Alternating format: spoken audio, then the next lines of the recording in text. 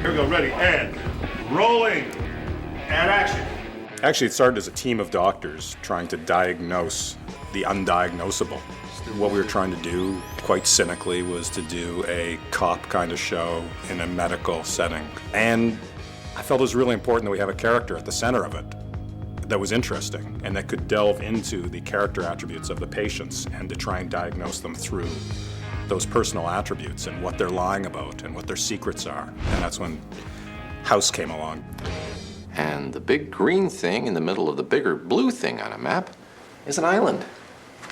I was hoping for something a bit more creative. Shouldn't we be speaking to the patient before we start diagnosing? Is she a doctor? No, but Everybody lies. When I first received the script to the pilot, which David Shore had written, it instantaneously appealed to me. I feel embarrassed about admitting this, but I think it appealed to me most because I find the character, in certain ways, extremely similar to myself. And when I started turning the pages and reading this character, I immediately said, I have to do this. Are you comparing me to God? I mean, that's great, but just so you know, I've never made a tree.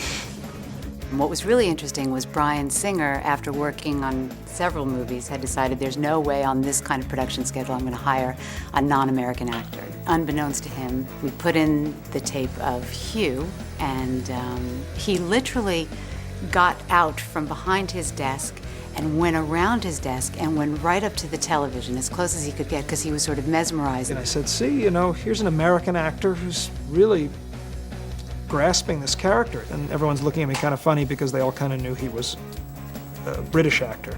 And then when we brought him in, he read opposite Omar in a scene where I'd already decided to cast him, and he read cold, flawlessly, with character and humor, and his accent gone.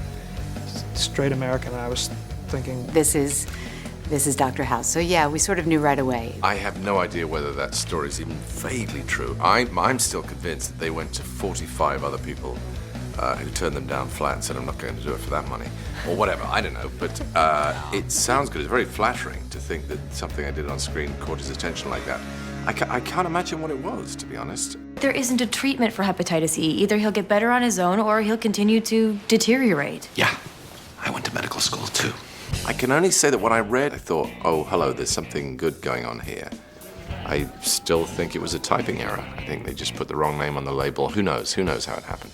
Ready, and let's roll. Action. it was a little rough in the pilot, him finding the character and the cadence and the humor. One thing I try to point out is, his character's a chronic pain sufferer. He's a pill popper. So Hugh said, well, I guess if I pop too much Vicodin or whatever, I'm going to be a bit stoned when I'm working, a bit high. And I'm like, well, no, actually you're in pain most of the time. So when you take a painkiller, it actually makes your job a lot easier. It helps you focus. You may see me reach for this. This is Vicodin. It's mine. You can't have any. And no, I do not have a pain management problem. I have a pain problem. But who knows? Maybe I'm wrong. Maybe I'm too stoned to tell. Bryan felt, I think right from the start, very comfortable with this world because of various conditions that he's suffered in his life. He's had to deal with painkillers. He's knowledgeable about them. He actually gave me a Vicodin, my first and only Vicodin, which I have to say is a very enjoyable product. Kids don't use it at home. But if you are in pain, it does the job. And if you're not in pain, it also does the job. That did become the shorthand. Play this like a 3 Vicodin scene, and it's just kicking in now. Anyone here got drugs? I'm extremely proud of the show. I have a tape of the pilot, and I show it to my friends and my family. It's not always, in this medium, especially, network television, where you can find something that fulfills a whole other side of your artistic interests, and this does that. I'm extremely excited about it, and I love these characters, all of them. Maybe after a while, when this run stops, I suppose we'll all get a chance to sort of stand back and say, wow, what was that? What just happened?